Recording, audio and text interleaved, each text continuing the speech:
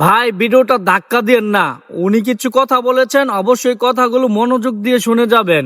আগে ওনার কথাগুলো শুনেন। আমরা 2026 সালে দাঁড়িয়ে থেকেও আমাদের মধ্যে দেখা যায় যে কলোনিয়াল দাসত্বের যে মনস্তত্ত্ব রয়েছে, সেই মনস্তত্ত্বের জন্য পুলিশ শুধু ক্ষমতাসীনদের পা চাটে, আর যারা সাধারণ নাগরিক প্রত্যেকটা বার তাদের সাথে একটা অহমিকার দেয়াল তারা করে রাখে।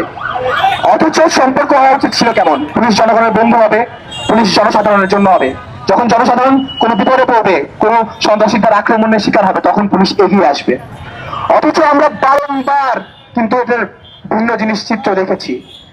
আমরা যদি কিছুদিন আগের ঘটনা স্মরণ করি, অর্থাৎ 15 জুলাই 2024 আমরা ছাত্রলীগের হাতে ক্যাম্পাসে আমরা তাদের সন্ত্রাসী আক্রমণের শিকার হয়েছিলাম। 16 তারিখে একটা ধারাবাহিকতা ছিল। ঠিক 17 তারিখ আমাদের ক্যাম্পাসের হল পাড়ার আমাদের অভিজ্ঞতা কিন্তু ভালো ছিল না।